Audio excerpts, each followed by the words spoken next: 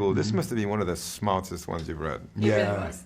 No, that was the thing. It was really smart, really well written, and it did what is very difficult for a screenplay to do, and it's to be masterful on so many levels, right?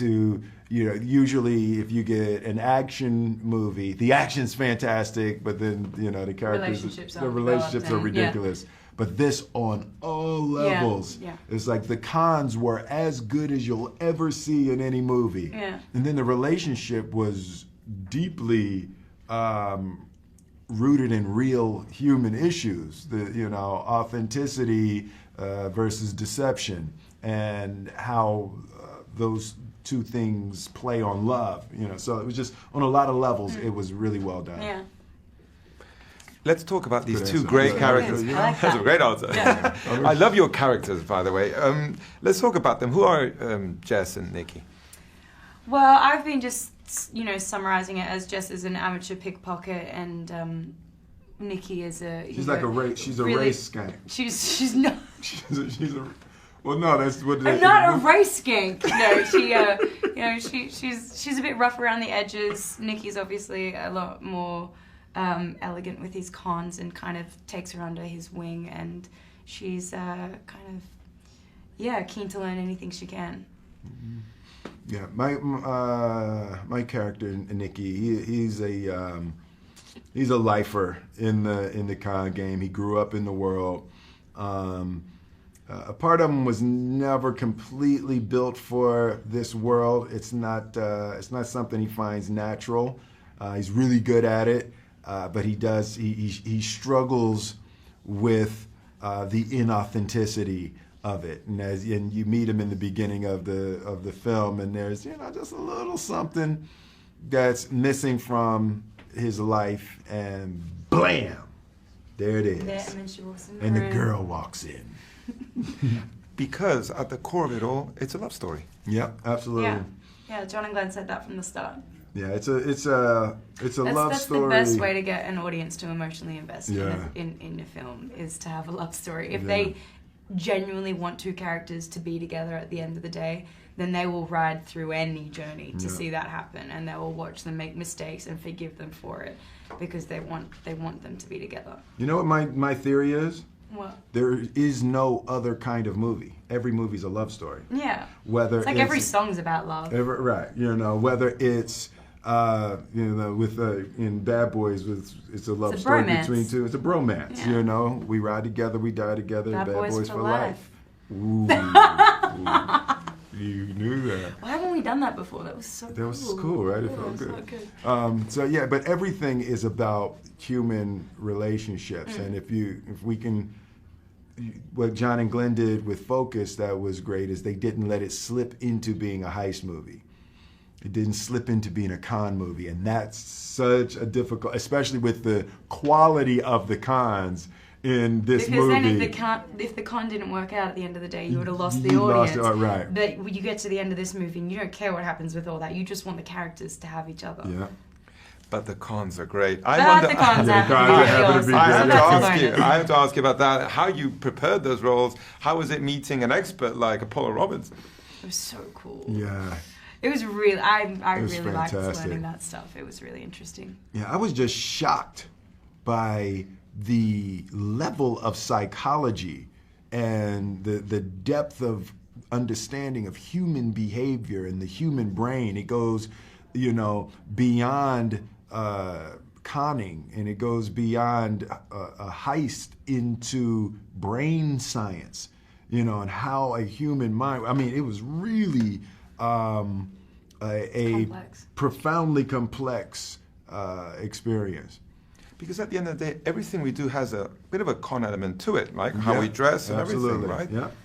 Everybody's running a con. And that was one of the first things Apollo said. Everybody's running a con. Everything. There is a certain thing that people want, and what they're going to do what they need to do to get the thing that they want. Right? So people are going to wear the clothes, people are going to do their hair, people are going to say the things they need to get the things that they want, whether they're authentic or not. And he said that, so at the core of human interaction is a con. And we mentioned that at the core of this movie is a love story between the two of you, but also you're surrounded by an extraordinary supporting cast. Yes. I mean, the movie wouldn't work if you didn't have a rival like Rodrigo, Yes. someone like Gerald. What can you say about this great cast that surrounds you Why here? isn't Rodrigo here? Right. He's probably making another movie. Probably. Yeah. Or he's conning us. He's no, it was an incredible cast, an incredible crew. The crew always gets overlooked when it gets to junket times and you're doing the press for things. We are just such a tiny part of what happened, like what goes into making this, and then a lot of the time get a lot of the credit. We had a really good crew. Adrian and Mac, and just a beautiful cast of characters that really brought these roles to life. And what was great with Glenn and John is they give you room. Is okay, so that's the screenplay. Got it. We got that line. They have a very strong vision, but they're not afraid and then let you to go. Get something else. Let you go. What else? What do you have? And Adrian was really game for that. He was like, I don't think there's a line that he says. I just lost it. Everything he said just had me in stitches. Yeah. It was really great. It's really, really a great cast. And what a luxury also to be shooting in the places, New Orleans. Oh, yeah. In Buenos Aires, where the action takes place, that's rare. Yeah. Oh, that's really rare. I just did a film that took place in the Congo and we shot it in London. So, I mean, they can make anywhere look like anything. I think John and Glenn had a big influence on the fact that we shot actually in the locations. Those are some light-skinned Africans in there. They really wanted to go to Buenos Aires and New Orleans, so we were lucky to jump on that bandwagon. Yeah, it so adds another element. It does. It's plus shooting in New York too. Yeah, it's like you can't. People recreate New York and LA or somewhere else. It's never the same vibe. It just doesn't have that. There's an energy in the air in cities like that, and it's palpable. You can feel it. Good word. Thank you. And for you, Will, to be in Buenos Aires, to be in New Orleans, to be there, that was important. Yeah, and I learned that Michael Mann taught me that on Ali. We shot Ali in 7 different cities on multiple continents, and what happens is when the actors all have to get on an airplane together and go to a place, you're actually experiencing what the characters had to experience. The characters had to get on a plane and fly there and check be alone and be isolated from the things they used to. And it adds to the comprehension of the characters' experiences, and you just get colors and tastes that you wouldn't have if you were shooting on a back lot. Yeah. Just to finish, you mentioned before how Glenn and John wrote a great script, how loose they were during the shoot, and then the truth is they put together an amazing film. How impressed were you when you finally saw the They final edit part? as they go as well. So each night after shooting, they're editing. So they're like a well-oiled machine. They have their process down. Yeah. I'm not surprised it turned out as good as it did because they're incredibly, they work well. It's all of the phases of filmmaking have huge pitfalls, and at any point in the process, you can ruin a movie. So it's always a minor miracle when the movie turns out well. When a movie, it's a miracle it gets off the ground to begin with. There's so many things that go into it.